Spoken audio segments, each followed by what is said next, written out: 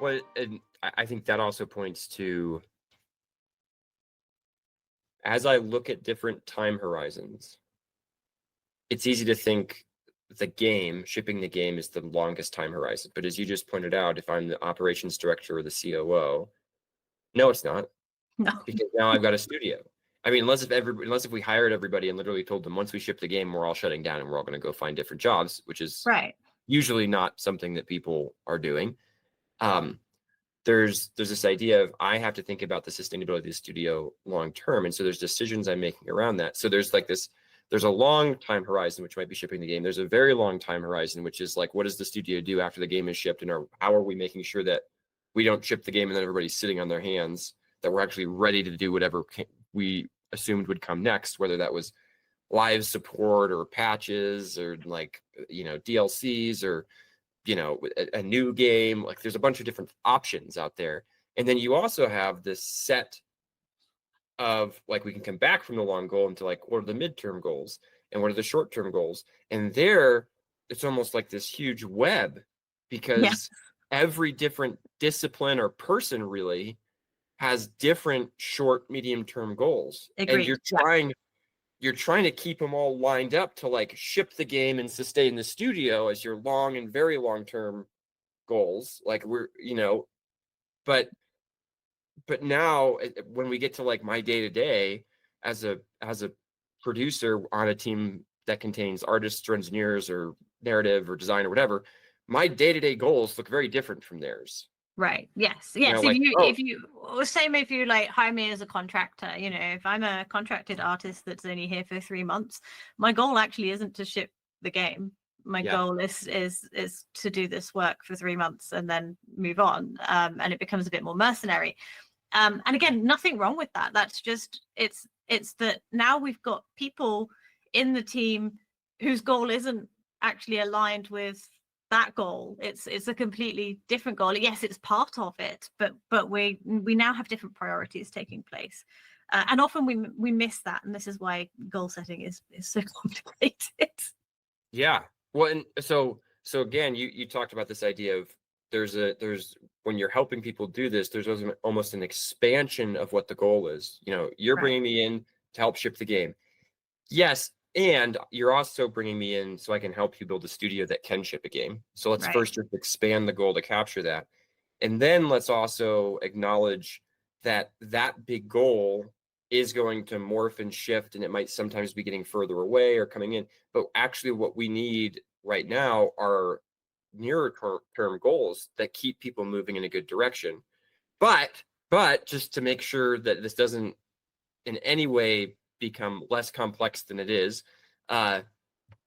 Also, you can't just focus on all the short-term goals. You can't just be like, let's just stack 1 million short-term goals and that'll keep us all happy day to day, right? Because every day, look, I did something in it, and that was what a goal I had. And like, it has to still feed into like it. That's actually a corporate anti-pattern. Is everybody has very clear, distinct, well-defined OKRs or goals, and they all do them, and so they seem like they're doing a good job, and they're like, I'm doing what I'm supposed to be doing, and it's not actually leading to anything because they lost the big goal. Right. Yeah. So you can like trip in that direction, and I think larger companies are more prone to that because they've existed for so long. Anyway, so like, yes, you got this whole mess, right? How do you go about untangling this? So you show up, they say, I want you to help me ship a game. You say, cool, let's talk about the goals that you have. Let me help you with goals. Like, how do you actually go about doing this? So the first question I ask is normally the same for everybody, and it is, why is it important for you? What's important for you to ship this game? Why? And let me understand that part. Because if we can start to talk about that and we understand why, often I go back to like, we're often bad at setting ourselves goals, because we are setting ourselves up for failure. That often we get into this loop of like, I'll set myself up for failure so I can beat myself up about it. So we have to understand what's motivating us to achieve those big goals in the first place. So my first question is always, tell me why that's important to you. What do you tend to hear? So that is totally different to everybody. It's really interesting. Everyone goes, I want to ship a game. I want a game. That's where we go back to like, success looks different for everyone. Everyone's success measure is different. Is it money? Is it fame? Is it impact? Is it you know, I don't know, the dream, the childhood dream? Is it in impressing a parent? Is it impressing ourselves? Is it sticking it to the boss that told us we would never be anything? It's so much more complicated where you start to like, why is this important to me? What is it that I'm trying to achieve? That's when we start to talk about, you know, the ins and the outs as to how do we achieve this goal, and do we actually want it? Because that's where we have that conversation of, you know, well, do you need to build a studio? What does that look like? Are you going to solo dev it? Have you got a team? Have you got a publisher? Have you thought about how you're going to fundraise? Have we thought about what sort of studio you want to lead? Is it physical? Is it remote? What's the sort of culture that you want from that? What sort of leader are you? What sort of leader do you want to be? What do you want people to say about you? That's where we start to open that nuance of the goal. And that's where it gets exciting. That's, for me, you know, where we start to tease apart those different threads. And then when we understand that, we can start to hone in on what's going to feel good, and how do we start to build a plan that actually aligns with that person authentically. And that's the big thing for me. You know, the whole reason I set up Games Leadership is about, I want more authentic leaders. I want people to lead and feel themselves. It's not just about putting on a mask and pretending to be the lead, which is what I see so much in the games industry, of people being pressured to conform or be part of that traditional leadership structure. And the answer is that, you know, the games industry needs lots of different types of leaders. It needs the introverts, it needs the quiet leaders, it needs the loud leaders, and there should be choice so that people can choose and go and work for those studios that also align with their values and personality. And so I think it's important for me, you know, that we have leaders that are starting that journey feeling authentic to themselves, that are able to identify why they want something. And then the next stage of that, which is part of what I teach at Games Leadership with the blueprint, is how do I then communicate that to my team? So it comes in levels. So you have to start with, what do you want? Why do you want it? How are we going to go about doing that? How do we communicate that? That's kind of like the ultimate level. How do I communicate that in a way that then feels authentic to myself, and I don't lie awake at night staring at the ceiling, replaying what I've just said or asked for and feeling awful about it? Because leadership's weird like that, right? It puts you in those positions of power where you then have to have these conversations, and that's super weird. And it all starts back with, like, often, how many times have we found ourselves in a situation where we're like, why am I here? How did I get here? And often it's connected to your goal setting. Sorry. You wanted to, you set yourself up to have that conversation, you know. I'm talking about like career things, you know, the amount of times I'm getting on stage at GDC, I was like, what the fuck am I doing? Why am I here? And then I just, you know, go back to, like, I don't know, 2 years previous, where she's writing in her journal being like, I want to talk at GDC because I wanted to do this. So, but, you know, I've got myself here, but now what do I do next? How do I make that feel good, I guess? Yeah.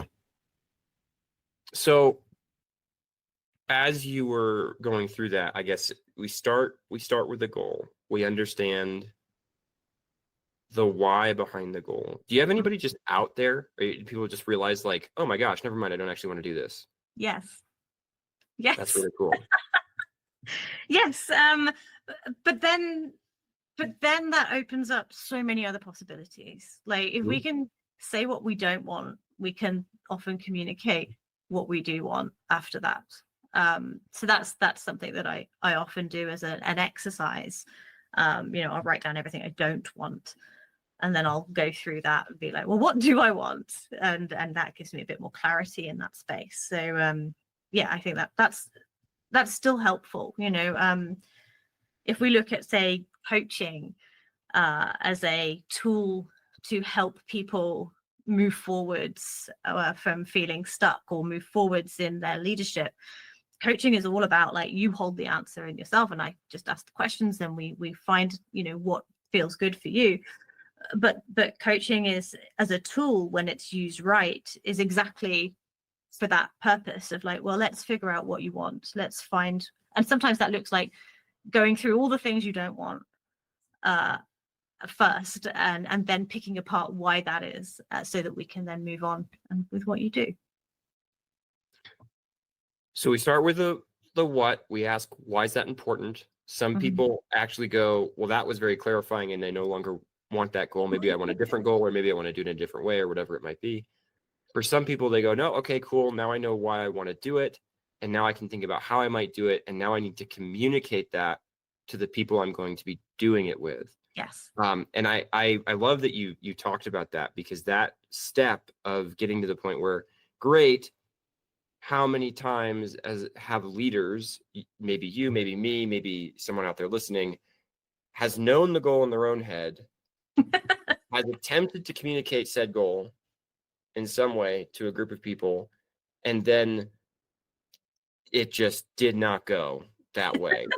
We did not move towards the goal. And in fact, when, you know, wait a minute, isn't the goal this? People were like, what are you talking about? And it's like, no, that's what I said, wasn't it? I thought I said I wrote the email, or I gave the presentation, or I talked in stand-up or planning or whatever. Like I said, this is what we're trying to, and people were like, I don't know what you're talking about. This is why I was doing that. And you're like, why? No, that's not, you know, and you can get into this whole mess.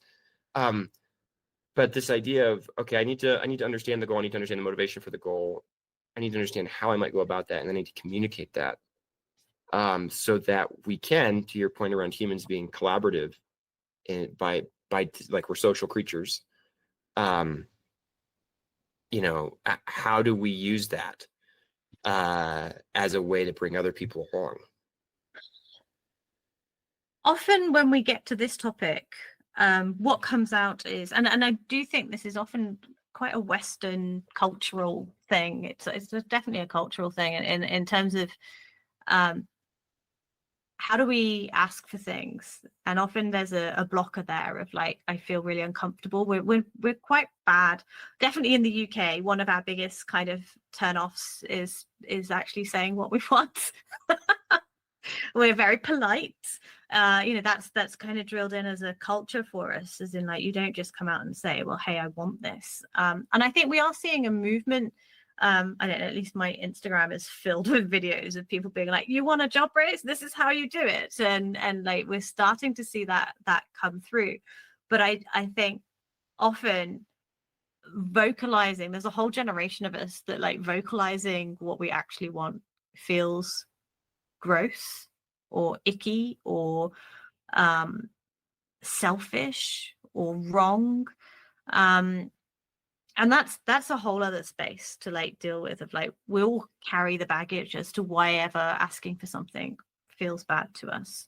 I also think, like you mentioned, like the creative director getting frustrated because like, I've explained to you how it is and you've not built it. I think that is just a classic kind of games trope in general of like, I don't think there's any creative director out there that won't have like experienced this. A lot of the creative direction role is like, I wanted to make this thing. I'm now watching a bunch of people make the thing that I wanted to make, but not in the way that I imagined that it would be. And it's kind of the job. Like, you know, even when you're good at explaining what you want, like some of that is like, I would call it like, there's a grieving process that comes with being creative director of being like, just accepting like, okay, that's not however I imagined it in my head. So I think that's part of it as well. But so we're inherently bad at it, so asking for what we want, and knowing what we want and being able to verbalize that. We're also, you know, worried about saying what we want. There's a stigma attached to it, and being able to verbalize and vocalize that. And then also people have their own motivations and priorities. So there's a bit of letting go, I think, involved in and acceptance in coming to terms with, you know, when we ask for something, people can then interpret that in their own way, and their own goals and priorities can come in and shift that. And so what we end up with is kind of moving something in a general direction, and I guess embracing what that looks like as a whole. So that's where we have those big collaborative team goals. And I guess the issue there again goes back to control. We often see, for example, in a sort of games leadership setting, is that leader that tries to control everything. I want this, and therefore nothing will be satisfied. I have to have exactly what I imagined in my head. It has to go exactly. I need all of you to prioritize this. And that's when we start to see things going wrong, or, you know, those sort of more toxic work environments, or that kind of misunderstanding that comes, or the disappointment. You know, that's a big one, I think, in the games industry. These feelings of like disappointment, of like, that's not what I wanted, or that's not, and then we have to have that conversation. Right. We had to cut scope so we could stay under budget and on time. Right. Yes. And what we end up looking at is not as exciting as the thing we were all hoping to have, even if the thing we were all hoping to have is slightly different in each person's head. Right. Does this sound familiar? You're in a leadership role at a game studio. Everyone is busy working. No one has any time. But the actual game itself isn't in a good spot. Maybe it's the tech. Maybe it's the lack of a validated prototype. Maybe it's that every person seems to have a different idea about what we're trying to build. But you've got a job. There are reports to send, meetings to schedule and facilitate, the occasional season of performance reviews to go through. And everyone is always so busy. When you step back, it makes you wonder if everyone is just going to keep slowly walking towards the abyss until the project or game fails. Is this what it means to be a leader in games? In tech? To endlessly repeat the same sequence of meetings without really moving the needle? To spend hours trying to get Jira tickets and dashboards where they should be? To pretend that everything is fine when you know deep down it really isn't? It doesn't have to be this way. You can make a difference. You can help your team and game succeed, but sometimes you need a bit of help to get there. I've started a game dev leadership accelerator. It aims to level up leaders who see opportunities to make a difference but don't know how to capitalize on them. We'll walk through what it means to lead well and give you tools to understand your organization's challenges and implement changes to overcome them. Game dev is hard. Knowing how to lead will give you an edge. It will still be hard, but you'll be ready to tackle it. If you're interested, let me know below, hit the link. I hope to see you in the accelerator because I believe better leaders will help teams make better games, and I look forward to someday playing what you create.